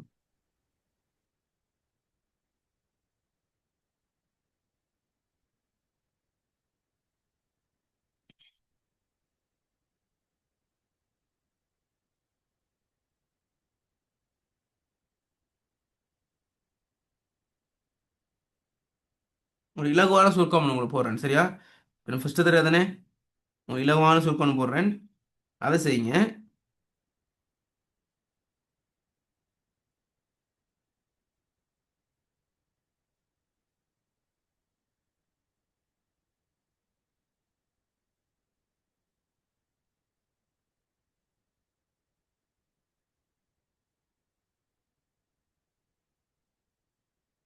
இருங்க.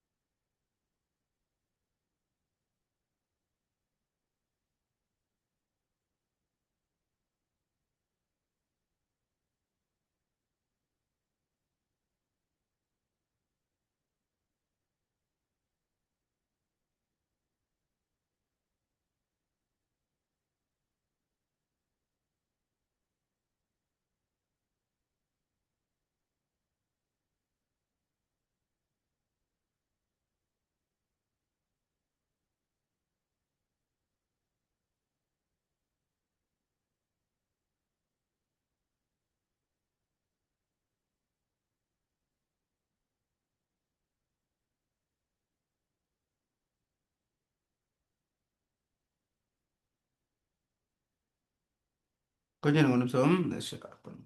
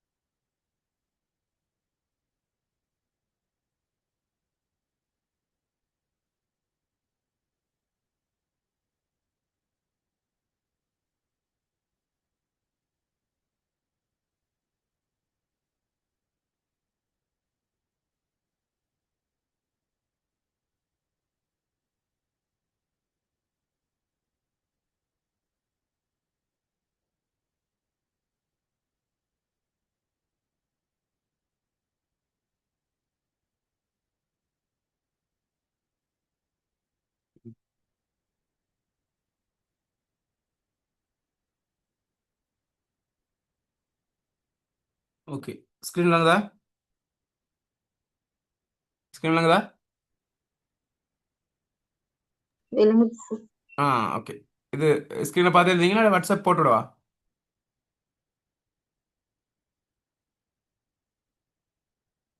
இந்த ஸ்க்ரீனில் பார்த்து நீங்கள் சுருக்கம் எழுதிருக்கீங்களா இல்லை வாட்ஸ்அப்புக்கு தனியாக போடவான்னு கேட்குறேன், குரூப்புக்கு. சார் வாட்ஸ்அப்ல போட்டு விடுங்க. ஓகே, வாட்ஸ்அப்பும் போடுறேன், இதுலேயும் போடுறேன். நீங்கள் எது உங்களுக்கு லேசோ அதுக்கு ஏற்ற மாதிரி செஞ்சீங்க, சரியா? ஓகே. மேக்ஸிமம் ஒரு 10 நிமிஷத்துக்குள்ள எழுத பாருங்க, ஏன்னா நமக்கு நேரம் போதாது. முக்கியமான கருத்துக்களை நீங்கள் தொடர்புபடுத்தி எழுதினாலும் சரி, ஒரு 10 நிமிஷத்துல எழுத பாருங்க, சரியா? Okay.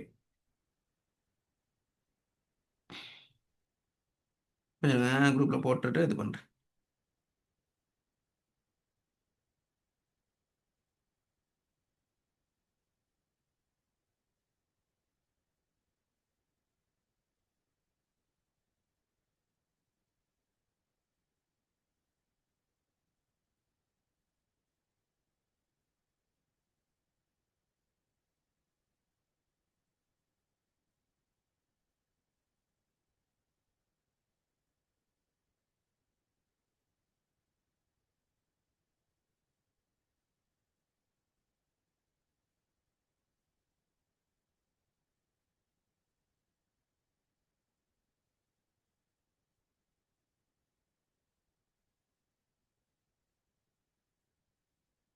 Recording in progress.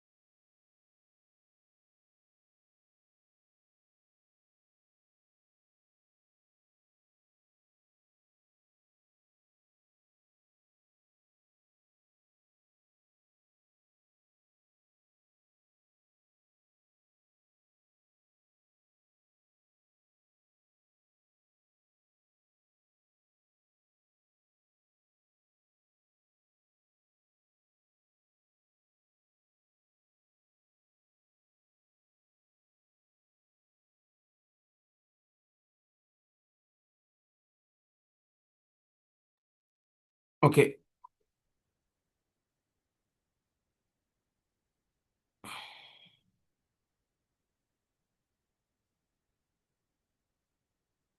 Okay. ஸ்க்ரீன்லேயும் போட்டிருக்கேன், அதே போல் வாட்ஸ்அப் குரூப்லேயும் போட்டிருக்கேன். பிரச்சனை இல்லை தானே உங்களுக்கு? ரெண்டுமே இது பண்ணிட்டு நம்ம தெளிவாக இருக்கா உங்களுக்கு ஸ்க்ரீனில் உள்ளது?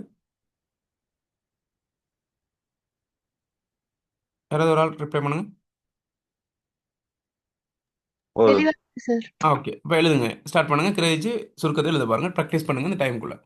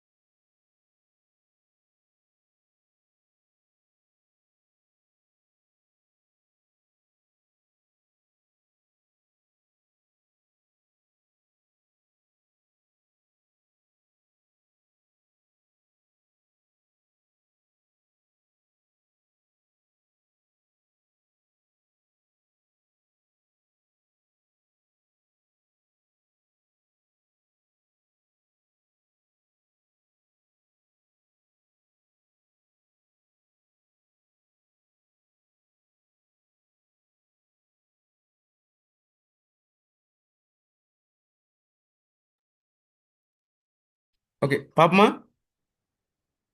பேசுறது விளங்குதா? பேசுறது விளங்குதா? ஓ, ஓகே, எழுதிட்டீங்களா?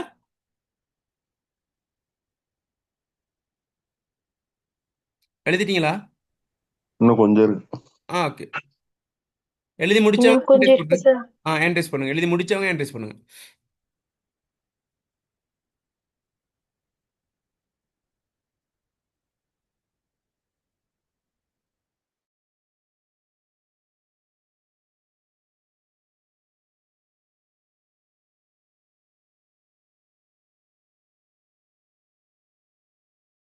எழுதி முடிச்சவங்க hand raise பண்ணுங்க, அப்பதான் எனக்கு தெளிவா இருக்கும் எத்தனை பேர் எழுதிருக்கீங்கன்ட்டு.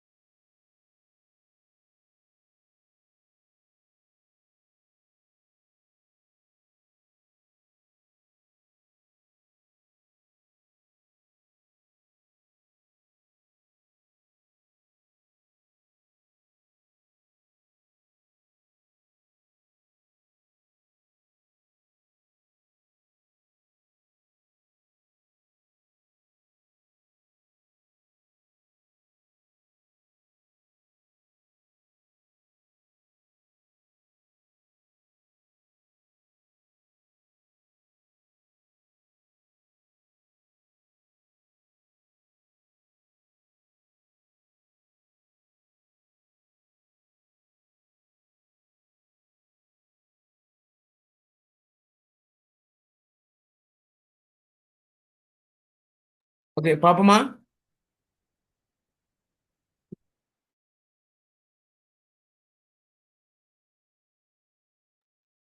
பாப்போமா விஷயத்த. டைம் போகுது. ஓகேப்பா.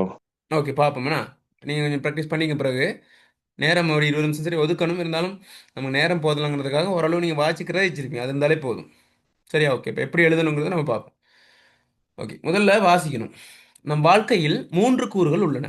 ஒன்று உலகத்தால் சுற்றுப்புறத்தால் அமையும் வாழ்க்கை பகுதி, மற்றொன்று உடம்பால் அமையும் பகுதி, இன்னொன்று மனத்தால் அமையும் பகுதி. பெரும்பாலானோர் உலகத்தை சுற்றுப்புறத்தை திருத்துவதில் முனைந்திருக்கிறார்கள், உடம்பை திருத்துவதில் சிறு முயற்சி செய்கிறார்கள், மனதை திருத்துவதற்கு முயற்சி செய்வதில்லை. இது தலைகீழான நிலை. எப்படி என்று பார்ப்போம். இந்த உலகம் சுற்றுப்புறம் மிகப்பெரியது, தனி மனிதன் அதில் மிகச்சிறு கூறு. ஆகவே ஒருவன் எண்ணியபடி உலகத்தை திருத்திவிட முடியாது. மனிதனுடைய சக்தியை விட காற்று, மழை, வெள்ளம், கடல், எரிமலை முதலிய இயற்கை கூறுகளின் சக்தி மிகப்பெரியது. புயலோ பூகம்பமோ நிகழும்போது இயற்கையின் முன் மனிதன் எவ்வளவு சிறியவன் என்று எண்ண தோன்றுகிறது. நோய் கிருமிகளை எதிர்த்து மனிதன் எவ்வளவோ போராட வேண்டியுள்ளது. சாதி மத பூசல், அரசியல் கட்சி பூசல், மூடநம்பிக்கை கோளாறுகள், இவை போன்ற சமுதாய குறைகள் எவ்வளவோ உள்ளன. எவ்வளவோ உத்தமர்களின் அறிவுரைகளை எல்லாம் உலகம் விழுங்கி ஏப்பமிட்டுக் கொண்டிருப்பது போல் உள்ளது. பலர் உலகத்தை திருத்தும் அரிய செயலை எளியது என்று தவறுதலாக எண்ணி விடுகிறார்கள். உலகத்தை திருத்த முயலக்கூடாது என்று சொல்லவில்லை, அது எளியது என்று சொல்லவில்லை, அது எளியது என்று தப்பு கணக்கிட்டு ஏமாறக்கூடாது என்பதே கருத்து. சரியா? ஓகே. இப்போ இதுல இருந்து என்னத்தை இந்த இதுல இருந்து விளங்கிக்கோ நீங்க. இதுல சுருக்கமா சொல்லுங்க பார்ப்போம். எழுதாட்டியும் பரவாயில்ல. இப்போ நீ கிரகிச்ச விஷயத்த சொல்லுங்க பார்ப்போம். என்னத்தை சொல்லுது இந்த பந்தி? சொல்லுங்களேன். உலகத்தை மாற்றி அமைக்கணும்னு சொன்னா தங்களோட மனங்களை மாற்றி அமைக்கணும், எண்ணங்களை நல்லபடியா வச்சிருக்கணும்ன்றதுதான் இதுல சொல்ற கருத்தா இருக்கும்னு நான் நினைக்கிறேன். ஓகே. பாரு, இப்போ நடந்த சம்பவத்தோட சம்மந்தப்பட்ட ஒரு பந்தினா இப்போ நடந்த இல்லை இயற்கை நிகழ்வை நம்ம பார்த்தோம் தானே. என்னத்தான் நம்ம பெரிய இதாக இருந்தாலும் கூட அந்த இயற்கைக்கு முன் நம்ம தூசு மாதிரி தான். எவ்வளவு நம்ம கல்வி கற்றிருக்கலாம், எவ்வளவு பெரிய ஆளா இருக்கலாம், சின்ன ஒரு மனுஷரி வந்தால் அவ்வளோதான். விளங்குதா? அப்போ அந்த விஷயம் தான் இதில் என்னன்னு கேட்டால் என்ன சொல்ல வந்திருக்காங்க கேட்டால், நம்ம வாழ்க்கையில் 3 பிரதான கூறுகள் இருக்குது. ஒன்று உலகம், சரியா? உலக சுற்றுப்புறத்தலமையும் வாழ்க்கை பகுதி. மற்றொன்று உடம்பு, இன்னொன்று மனம். 3 விஷயம் தானே. அந்த மூன்றுலையும் நமக்கு ரொம்ப பக்கத்தில் உள்ளது நம்ம மனம், உடல். இது ரெண்டையும் நம்ம என்ன செய்யறதில்ல, பெருசாக கணக்கெடுக்கிறது இல்லை. நமக்கு அதாவது நம்ம வந்து உடலையோ அல்லது மனதையோ மாற்றி அமைக்கிறதுக்கு நம்ம கைக்குள்ள உள்ளது தானே. மாற்றி அமைக்கிறது இலகு. கொஞ்சம் ப்ராக்டிஸ் பண்ணால் மனசையும் ஒருநிலைப்படுத்திடலாம், உடம்பையும் நல்வழிப்படுத்திடலாம். ஆனால் உலகத்தை திருத்துறது ரொம்ப ரொம்ப கஷ்டம். அது நிறைய சேலஞ்ச் இருக்குது. சரியா? ஆனால் நம்ம என்ன செய்யறதில்ல, உடலையோ மனதையோ கட்டுப்படுத்துறதுக்கு அல்லது திருத்துறதுக்கு முயற்சிக்கிறது இல்லை. எதை திருத்துறதுக்கு முயற்சி செய்கிறோம்? எதை உலகத்தை திருத்துறோம்? உலகத்தை திருத்துறதுக்கு முயற்சி பண்றோம். ஆனா உலகத்தை திருத்துறது லேசுப்பட்ட விடயமா? இலகான விஷயமா? எவ்வளவு விஷயங்களை நம்ம என்ன செய்யணும், கடக்கணும், எவ்வளவு விஷயத்தை தாண்டணும். சரியா? அப்ப அவ்வளவு பிரச்சனைகள் இங்க இருக்கு. சரியா? அதனால நம்ம என்ன செய்யக்கூடாது, உலகத்தை திருத்தும் பெரிய ஒரு ஒரு காரியத்தை சிறிய விஷயம்னு என்ன செய்யக்கூடாது, நம்ம நினைக்க கூடாது. விளங்குதா? அது இறுதியில் என்னத்தை தரும்? ஏமாற்றத்தை தான் தரும் அப்படிங்கிற விஷயம் இதுல இருக்கா இல்லையா? ஆ? விளங்குதா?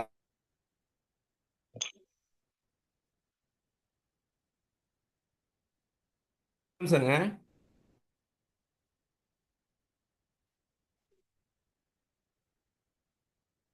எழுத பாருங்களேன் இப்ப.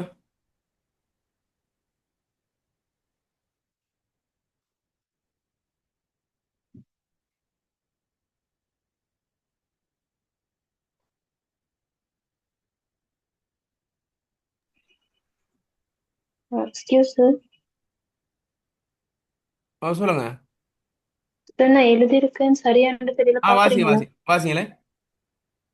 நம் வாழ்க்கை 3 கூறுகளானது உலகத்தாலும் சுற்றுப்புறத்தாலும் உடம்பாலும் மனதாலும் ஆனவை.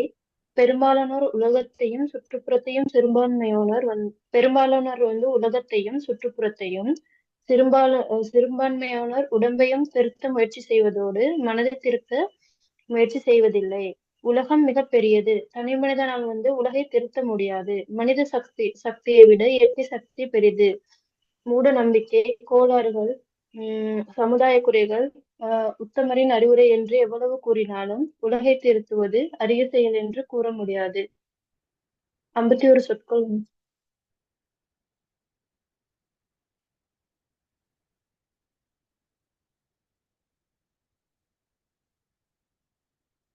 ஓகே. எத்தனை சொற்கள்? 51 சொற்கள் வந்துச்சு சார். Okay okay okay. பரவாயில்ல. இன்னும் கொஞ்சம் ப்ராக்டிஸ் பண்ணா இன்னும் கொஞ்சம் வந்துடும். நான் சில சொற்கள் அதில் உள்ளதே அப்படியே வந்திருக்கு. அதை கொஞ்சம் நீக்கிட்டா சரி. கொஞ்சம் இருங்க, அப்படி இருங்க. நான் எழுதின சுருக்கத்தை உங்களுக்கு டிஸ்ப்ளே பண்ணுறேன், கொஞ்சம் பாருங்க. Okay sir.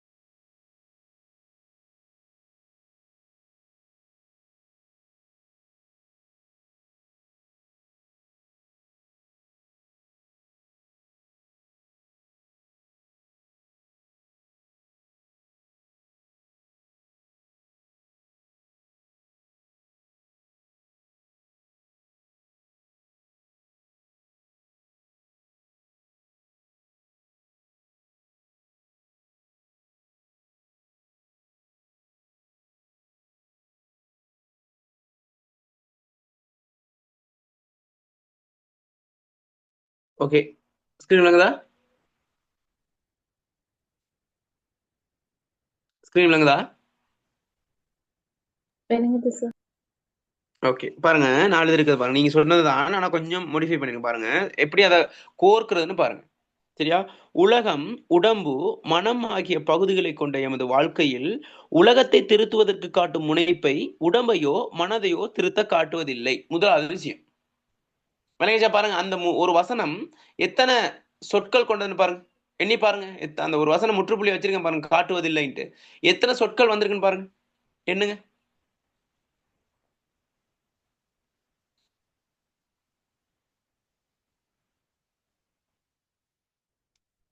பதன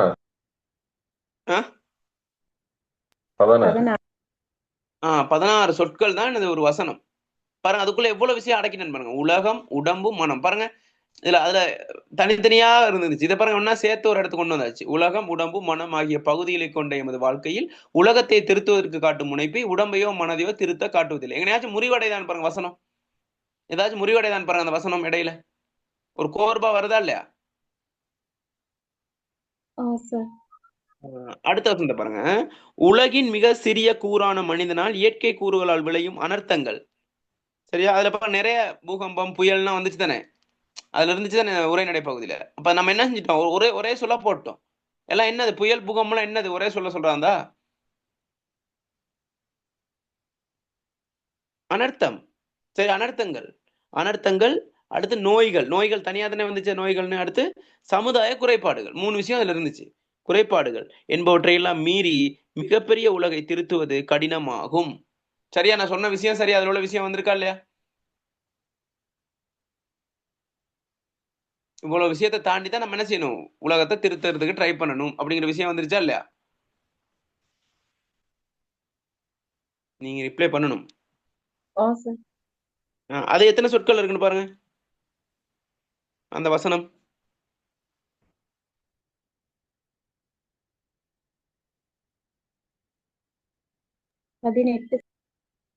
18 சொற்கள்.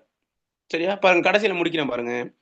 இதற்கு இதற்கு முன் வாழ்ந்த உத்தமரின் அறிவுரைகளை கூட யாரும் பொருட்படுத்தல. அதுல இருந்து ஏப்பம், உத்தமரின் அறிவுரைகள் எல்லாம் ஏப்பம் வாங்கி விழுங்கி கொண்டிருக்கிறது மாதிரி தானே இருந்துச்சு அதுல உரைநடை பகுதியில. அதுல அது ஏப்பம் விடுறதெல்லாம் அது வந்து ஒரு அலங்காரங்கள், அதை நம்ம போடக்கூடாது. அப்ப என்னது, பொருட்படுத்தலன்னு அர்த்தம்.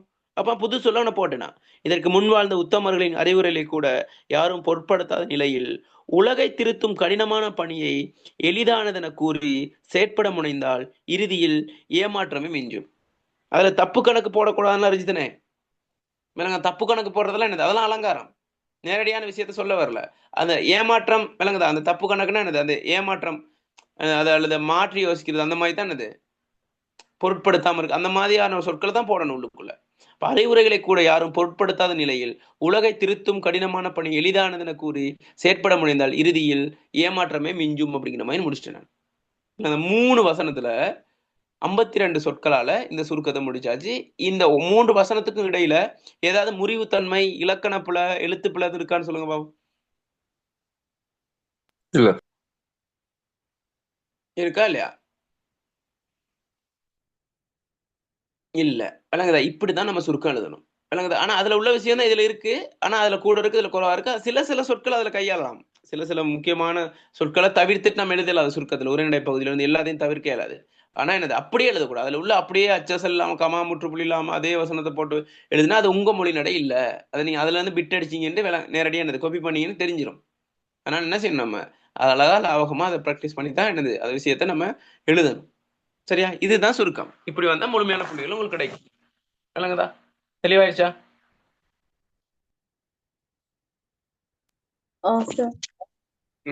ஓகே. அந்த அடிப்படையில் நம்ம 3வது கிளாஸ்ல இதையும் பார்த்துட்டோம். சரியா? அந்த அடிப்படையில் நம்ம 3 வகுப்புல, சரி, 3 வகுப்புக்கும் முழுமையா இணைஞ்சவங்க இருக்கீங்களா இங்க? 3 வகுப்பும் முழுமையா இணைஞ்சிட்டேன். அதில் ரெக்கார்டிங் ஒன்று இருக்கு, அதை நான் போட்டு விட்றேன்னா, இந்த ரெக்கார்டிங் போட்டு விட்றேன்னா வராதவங்களுக்கு. முழுமையா 3 வகுப்புல இணைஞ்சவங்க இருக்கீங்களா அதில்? மிஸ் பண்ணாம ஹேண்ட் ரைஸ் பண்ணுங்க பாப்போம்.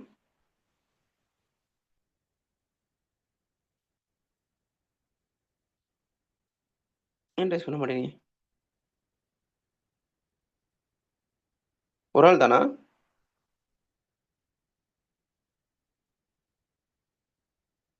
நிறைய பேர் நினைஞ்சீங்க ஹேண்ட் பண்ணாமல் இருக்கீங்க. சரி, பரவாயில்ல. ஓகே, அந்த அடிப்படையில்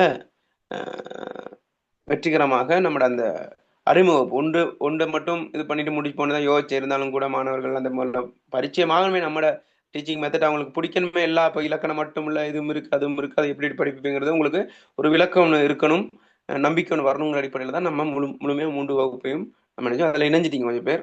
சரி, நன்றி.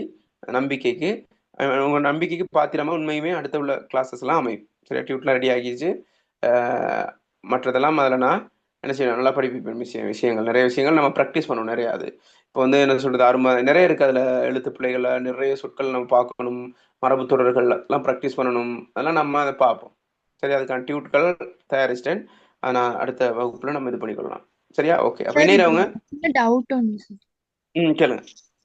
சார் இப்ப இந்த கடினமாகும் என்பவற்றை எல்லாம்ங்கிறப்ப 2 சொற்கள் சேர்த்து வருது தானே சார்? அது ஒரு சொல்லா பார்க்கப்படுமா இல்ல 2 சொற்களா பார்க்கப்படுமா சார்? இப்ப கடினமாகும் கடினம் ஆகும் அப்படின்னு 2 சொல் வரும் தானே சார்? இல்ல, கடினமாகும்னு எங்க இருக்கு? நான் சேர்த்து எழுதிருக்கேனா ஒன்னும் எழுதிருக்கேனா? சார் ஒன்னா தான் இருக்கு. அப்ப என்பவற்றை எல்லாம்ங்கிறப்ப சார் அது ரெண்டுமே ஒரு சொல்லா பார்க்கப்படுமா இல்லைன்னா 2 சொற்கள் அங்கனைக்குள்ள பார்க்கப்படுமா சார்? நீங்க சேர்த்து எழுதலாம், பிரிச்சு எழுதலாம் தானே. என்பவற்றை எல்லாம் இப்ப நீங்க இப்படி வந்துருச்சுன்னு வைங்களேன். இப்ப உங்களுக்கு சொற்கள் வந்து கூடிடுச்சுன்னு வைங்க. சொற்கள் கூடிடுச்சு. சரியா? அப்ப என்ன செய்யலாம்? என்பவற்றை எல்லாம் அப்படிங்கிறத ஒன்னா போட்டுற வேண்டியதான். இது சின்ன ட்ரெக்கலுங்க, நம்ம ட்ரிக்ஸையும் உள்ள கொண்டு வரணும். சரியா? குறைஞ்சிச்சுன்னா என்ன செய்யலாம்? அதை பிரிச்சு எழுதணும். பிரிச்சு எழுதிடலாம். விளங்குதா? விளங்குதா? சில அட்ஜஸ்ட்மெண்ட் பண்ணணும்.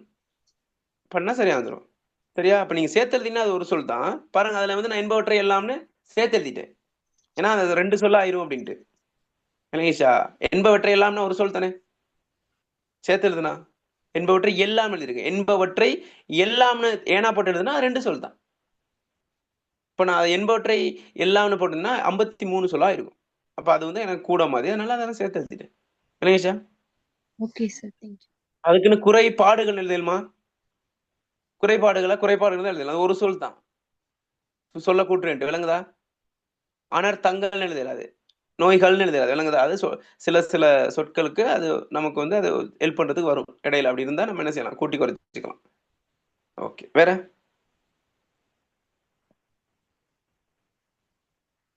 வேற எதுவும் சந்தேகங்கள் இருக்கா? இல்ல சார். சொல்லுங்க, எதுவும் சந்தேகம் தான் கேளுங்க. சுருக்கம் தொடர்பா? ஓகே. தொடர்ச்சியா இணைய விருப்பம் உள்ளவங்க கொஞ்சம் இன்ட்ரெஸ்ட் பண்ணுங்க பாப்போம். அது கேட்ட மாதிரி தான் நான் அடுத்த கட்டத்துக்கு கொண்டு போய் மூவ் பண்ணேன் கிளாஸஸை. சரியா? இன்ட்ரெஸ்ட் பண்ணுங்க பாப்போம். கட்டணம் செலுத்தாடியும் பரவாயில்ல இவ்வளோ நேரத்துக்கு. பிறகு நீங்க டைம் இருக்கு. நான் நினைக்கிறேன் இன்றைக்கு 26, 29ஆம் தேதி ஃபர்ஸ்ட் கிளாஸ் ஸ்டார்ட் பண்ணிடுவேன். சரியா? அது இனி ஃப்ரீ கிளாஸஸ் நடக்காது. அது சரியா? உங்களுக்கு கடினமான எதுவும் இல்லை. இப்போ நீங்கள் 3 பாடம் இருக்கு, 3 பாடத்துக்கு இணையலாம், அல்லது உங்களுக்கு விருப்பமான பாடத்துல இணையலாம். சரி, அப்படின்னா 1000 மாதிரி தான் வரும் 6 வகுப்புகளுக்கு. சரியா? அது நீங்கள் இணைஞ்சு கொள்ளலாம். கட்டணத்தை செலுத்தி நீங்கள் இது பண்ணுங்க. குரூப்பில் தனி குரூப் இருக்குது, அதில் இது பண்ணிக்கலாம். நம்பிக்கையாக வாங்க. சரி, அதே மாதிரி மற்ற ஆக்களும் சொல்லுங்கள். நம்ம க்ரௌட் இருந்தால் தான் நல்ல நம்ம கொண்டுட்டு போகிறதுக்கு சப்போர்ட் தாங்க. சரியா? ஓகே. வேற எதுவும் இந்த கருத்துக்கள்? 3 கிளாஸ் முடிஞ்சு நீ தொடர்ச்சியாக வர்றவங்க வருவீங்க, வராதவங்க இதோட போகக்கூடிய வாய்ப்புகள் இருக்குது. உங்களோட கருத்துக்களோட நம்ம முடிக்கலாம்னு பார்க்குறேன். 3 கிளாஸ்லேயும் உங்களோட மனநிலை எப்படி இருந்துச்சு, எப்படி நீங்கள் ஃபீல் பண்ணீங்க, என்ன மாதிரி உங்களுக்கு இந்த கிளாஸ் அமைஞ்சிச்சுங்கிறத சில கருத்துக்களை உங்களோட வாய் வழியாக சொன்னால் நல்லா சந்தோஷப்படுவேன். சொல்லுங்க பார்ப்போம். அதில் இது ஃபோல்டும் சொல்லலாம், நிறையும் சொல்லலாம். கருத்துக்கள் சொல்கிறீங்களா?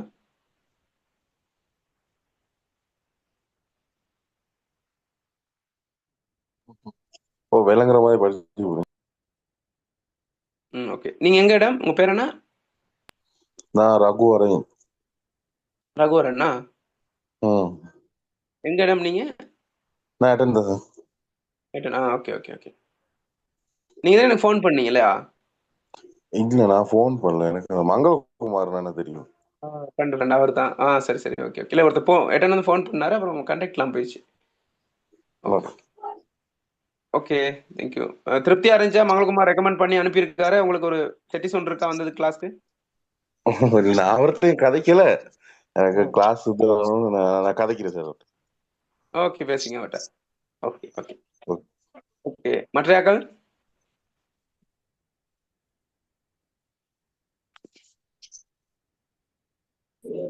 சார் விளங்கிச்சு சார்.